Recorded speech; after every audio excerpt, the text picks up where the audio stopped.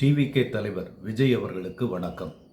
இன்றைய தினம் தமிழ்நாட்டின் லட்சக்கணக்கான பெற்றோர்களின் கவலை, பதைபதைப்பு என்னன்னு தெரியுமா?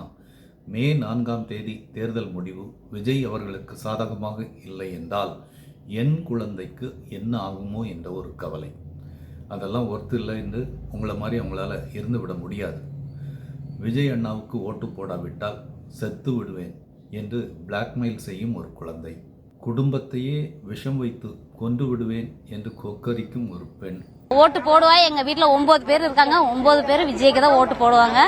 இல்லன்னா அவங்களுக்கு சோர்ல விஷம்தான். விஜய் அண்ணா முதல்வராகாவிட்டால் என் குழந்தையை விஷம் வைத்து கொன்றுவிட்டு நானும் செத்து விடுவேன் என்று பொது வழியில் பேசும் ஒரு பெண்.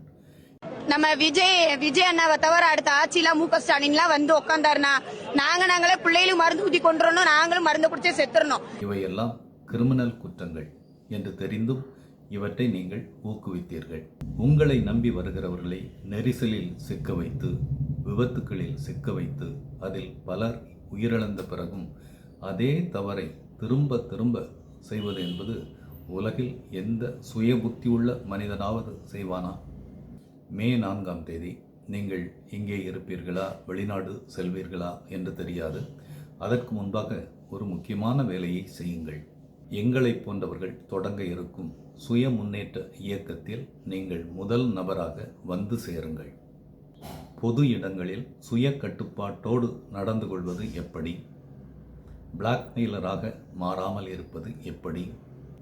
சமூக ஊடகங்களில் தினந்தோறும் லட்சக்கணக்கான கெட்ட வார்த்தைகளை கொட்டும் விர்ச்சுவல் வாரியர்ஸை கட்டுப்படுத்துவது எப்படி? இந்த பயிற்சியெல்லாம் வேறு எல்லோரையும் விட உங்களுக்குத்தான் முதலில் தேவை.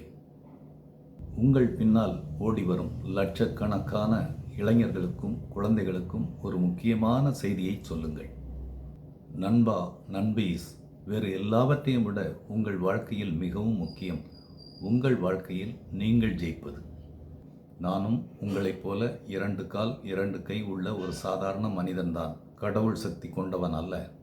எனக்காக உங்கள் உயிரை மாய்ப்பதோ மற்றவர் உயிரை பறிப்பதோ கிரிமினல் குற்றம். அந்த தவறை ஒருபோதும் செய்யாதீர்கள்.